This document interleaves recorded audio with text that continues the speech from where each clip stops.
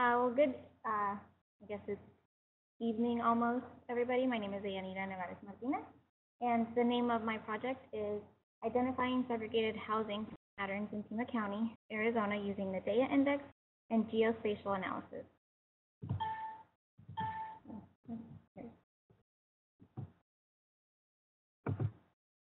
Okay, so the project, I'm working on housing segregation.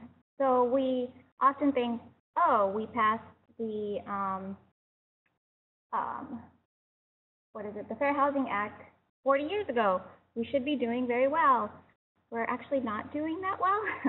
And 2008 marked the 40th anniversary of the passage of the Fair Housing Act, yet housing discrimination and related socioeconomic problems persist. This is a quote from the American Bar Association on housing segregation. I believe in 2008, residential segregation and discrimination saw moving up. There you go. I was working with the Southwest Fair Housing Council, which is an organization based out of Tucson. Their mission is to provide comprehensive services to achieve and preserve equal access to housing for all. Their vision is committed to eliminating all forms of illegal discrimination related to housing. Through our research, advocacy, enforcement, community outreach, passionate staff, and diverse board, we help more people achieve equal access to housing, and we are recognized as one of the superior fair housing organizations in the nation. So here are some maps that I got from the Urban Institute and from the National Institute of Environmental Health Sciences to kind of show how important this issue still is. If you look at the one from the Urban Institute, you see it's mainly focused on Hispanics and that segregation. And if you look at Phoenix and Tucson, Phoenix has high segregation of Latinos, and Tucson has medium segregation of Latinos. So clearly we have an issue with that. The one on the other side from the National Institute of Environmental Health Sciences, shows that Pima County is in that orange spot, which has high segregation of African Americans. So clearly we have a problem. This one is from the University of Michigan, and it shows the exposure indices for race and ethnic groups. So if you see here, the majority, 70% of whites live in neighborhoods that have other whites and not that much diversity. Same thing with other races. 55% of blacks live in neighborhoods with majority blacks, and so on. Native Americans are the lowest on there with 25%. The second one is very interesting. It's called the similarity indices for race and ethnic groups. So if you look at the different bars, for example, if you look at black, which is that first one, over 40% of whites would have to move out of where they live currently. In Tucson, this is data representing the Tucson metropolitan area. I forgot to mention that. Over 40% of whites would have to move to integrate the Tucson metropolitan area with African Americans. The yellow one is American Indian. So 68, almost 70% of whites would have to move in order to do that. And Hispanics, in Tucson, we have a high population of Hispanics. Over 50% of whites would have to move to truly integrate the metropolitan area. So here is my study area, Pima County, Arizona. So I developed an index to kind of be able to measure these things in Tucson. And so what I included in my data index is foreclosure data from 2008 to 2015, county spending on affordable housing, county affordable housing from the General Obligation Bond Project, so how many projects in the area, land value, and community trust land. I assigned each one of these a different weight in order to weigh all the different census tracts it mainly is affordability index almost. So here are my weights. So for foreclosure, it got a 1 if it was foreclosed on, and 5 if it didn't. So it got a higher weight if there was no foreclosure there. County spending, 0 to about $3,800, got a score of 1.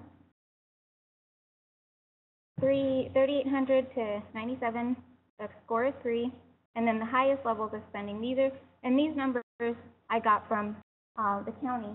So on individual homes, 14,233 was the most that they spent on an affordable housing project. So those between 9,700 and 14,000 got a score of 5.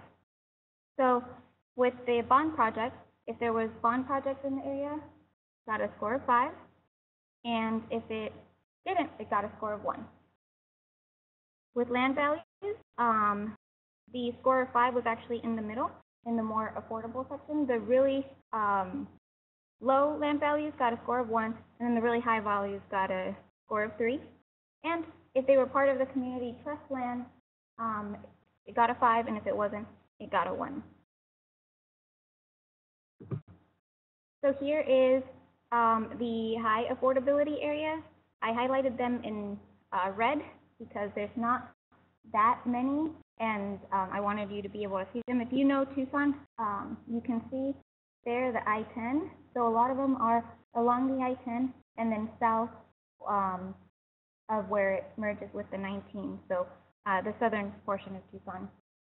If you know the area as well, you know that the majority of the Latino community is concentrated in those areas. Here are medium affordability areas that are spread out throughout Tucson, and then some in the Ajo area, and then the low affordability area from the Daya Index. So here are all of them combined.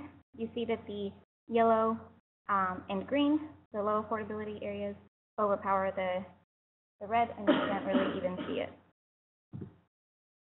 Here, when I ran the zonal statistics on this, it gave me some of the highest, the most affordable zip codes in Tucson. And here, the ones at the top are 85705 and 85706, which, again, if you know the Tucson area is around the Miracle Mile area and that part of Midtown over there.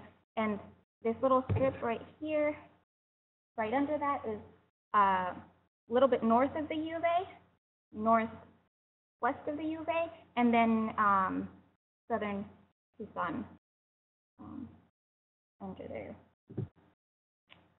So for the data index, I'm going to talk about regression model at the end. And so the data index is my dependent variable. My independent variables that I used were, for this particular portion, was poverty, vacancy rate, race, and unemployment rate and labor force participation. Here are just some of the maps. I'll go through them pretty quickly. Here's the poverty rate for the county. Here are vacancy rates for the county. Here is the race data. And if you are familiar with Tucson again, you're thinking to yourself, hey, there should be a lot more red on there, or more majority red circles on there. Yes, that's kind of one of the nuances with doing this kind of analysis, that the Census Bureau, for example, classifies Hispanics, Latinos as race, our race is white. And so that kind of skews this a little bit, but it does capture African Americans, American Indians, Asian, and others. So here is unemployment rate, labor force participation. Here we get to the regression analysis. So regression analysis is a statistical tool for the investigation of relationships between variables. So my intent was to measure these different variables and their relationships. So the steps of regression, so determine your dependent variable, which for me was my Daya index that I put together. Determine independent variables, which were the ones we just went through. Determine which type of regression to employ. I chose to do OLS. Run the regression model, and then interpret your coefficients. So here, when I ran the OLS, it came up that unemployment and the total number of non-white residents came back as significant. So here are some of my graphs from the OLS analysis. So here with my residual versus predicted plot, it's kind of really in neat lines. I anticipate that if I were to add more variables, it would be a little bit more random. Here is the map. It came from the OLS regression model of housing segregation. And so my conclusion, in terms of this particular model, unemployment and the total non-white residents are the best predictors of where you will find affordable areas. And with that, affordability is a factor in helping sustain housing segregation.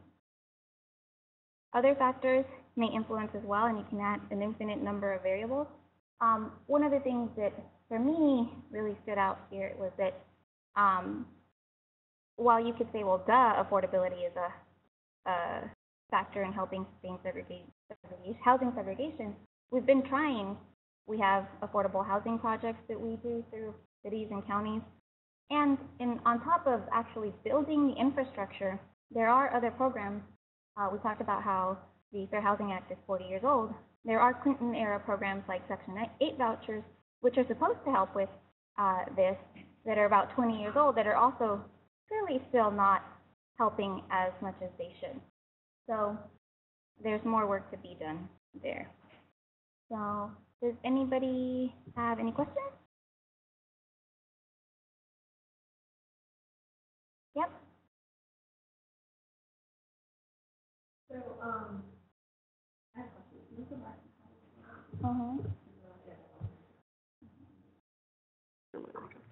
So, turn the speaker off on the computer. Actually. Okay. So the question is, so given this slide, so what would you recommend? What type of policy or recommendations would you give, for fair housing, for improving fair housing? Well, since the main things that came up in my model were unemployment and the total of non-white residents, I would suggest looking at programs that would help bolster unemployment in these communities, and also look at a way to more diversify. So if the number of non-white residents is an issue, how do we kind of integrate everything more? So Section 8 vouchers might not doing the trick now, but we could look at why aren't they, when we give people a certain amount of money, why aren't they looking at Northside properties? Could we recruit more people who are in real estate to make some of their properties in certain areas Section 8 eligible, something like that? Does anyone online have any questions?